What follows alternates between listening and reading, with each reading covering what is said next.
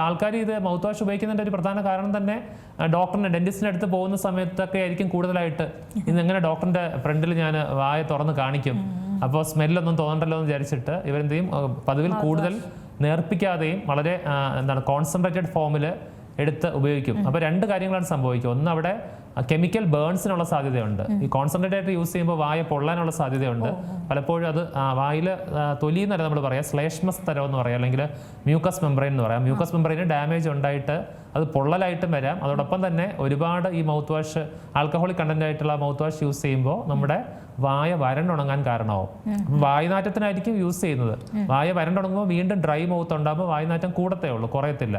അപ്പോൾ ശരിക്കും പറഞ്ഞാൽ ആൽക്കഹോൾ ഇല്ലാത്ത, അതായത് നമ്മുടെ ഈ ആൽക്കഹോളിൻ്റെ കണ്ടൻറ്റേ ഇല്ലാത്ത, ഷുഗർ ഇല്ലാത്ത മൗത്ത് വാഷ് വേണം നമ്മൾ ഉപയോഗിക്കാനായിട്ട്.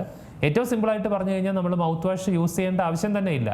മൗത്ത് വാഷ് എന്ന് പറയുന്നത് നമുക്കൊരു പലരും വിചാരിക്കുന്ന ടൂത്ത് ബ്രഷിങ്ങിന് പകരം നമുക്ക് മൗത്ത് വാഷ് ഉപയോഗിക്കാമെന്ന തെറ്റിദ്ധാരണയുണ്ട്. ടൂത്ത് ബ്രഷ് ഇതൊരു അഡ്ജുവൻ്റ് അല്ലെങ്കിൽ അഡ്ജങ്ക്റ്റ് മാത്രമേ ആവുന്നുള്ളൂ.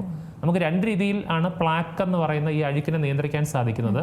ഒന്ന് മെക്കാനിക്കൽ വേ ഓഫ് പ്ലാക്ക് കൺട്രോളും, മറ്റൊന്ന് ഈ രാസ വസ്തുക്കൾ ഉപയോഗിച്ചുള്ള കെമിക്കൽ വേ ഓഫ് പ്ലാക്ക് കൺട്രോളാണ്.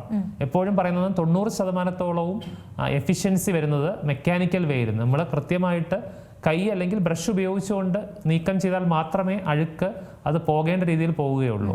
വെറുതെ നമ്മൾ ബ്രഷ് ചെയ്യാതെ ഒരു മൗത്ത് വാഷ് ഉപയോഗിച്ചെന്ന് പറഞ്ഞാൽ 10% മാത്രമേ അവിടുത്തെ അണുക്കൾ പോകുന്നുള്ളൂ, പക്ഷേ അഴുക്ക് പോകുന്നുള്ളൂ. അഴുക്ക് അവിടെ തന്നെ ഉണ്ടാവും. അപ്പോൾ മെക്കാനിക്കൽ പ്ലാക്ക് കൺട്രോളിന് ഒരു ബദലല്ല ഒരിക്കലും കെമിക്കൽ പ്ലാക്ക് കൺട്രോൾ എന്ന് പറയുന്നത്.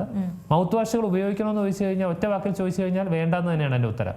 പക്ഷേ ചില കണ്ടീഷനുകളിൽ നമുക്കത് കൊടുക്കേണ്ടതായിട്ട് വരും. എല്ലാ മൗത്ത് വാഷുകളും ഒന്നല്ല എന്നുള്ളതുകൊണ്ട്. ഇപ്പോൾ കമ്പി ഇടുന്ന ആൾക്കാരുണ്ട്, അപ്പോൾ അവർക്ക് നമുക്ക് ചില സമയത്തേക്ക് ഡീമിനറലൈസേഷൻ സംഭവിക്കും, അല്ലെങ്കിൽ അവിടുത്തെ പല്ലുകളിൽ നിന്ന് ധാതുക്ഷയം സംഭവിക്കാറുണ്ട്.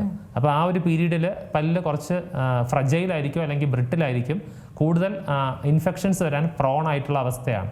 അപ്പോൾ ആ സമയത്ത് അവിടുത്തെ മിനറലിൻ്റെ കണ്ടന്റ് ഒന്ന് ബാലൻസ് ചെയ്ത് നിർത്താൻ വേണ്ടിയിട്ടാണ് നമ്മൾ ഓർത്തോഡോണ്ടിക് ട്രീറ്റ്മെൻറ്റ് അല്ലെങ്കിൽ കമ്പി ഇടുന്ന ആൾക്കാർ ആ ഒരു സമയത്തേക്ക് അതും എല്ലാ ദിവസവും വേണമെന്നില്ല, ആഴ്ച ഒരു ദിവസമൊക്കെ വീതം മൗത്ത് വാഷുകൾ ഉപയോഗിക്കാനായിട്ട് പറയുന്നത്. അല്ലാതെ നമ്മളൊരു മിഠായി കഴിക്കുന്നത് പോലെ എല്ലാ ദിവസവും ബ്രഷിങ് കഴിഞ്ഞ ഉടനെ പകരം മൗത്ത് വാഷ് ഉപയോഗിക്കേണ്ട ആവശ്യം തന്നെയില്ല. അപ്പം അങ്ങനെ നിങ്ങൾ ഇത്തരത്തിലുള്ള ഈ ആൽക്കഹോളിക് കണ്ടന്റുള്ള മൗത്ത് വാഷ് ഉപയോഗിക്കുമ്പോൾ രണ്ട് കാര്യങ്ങൾ സംഭവിക്കും.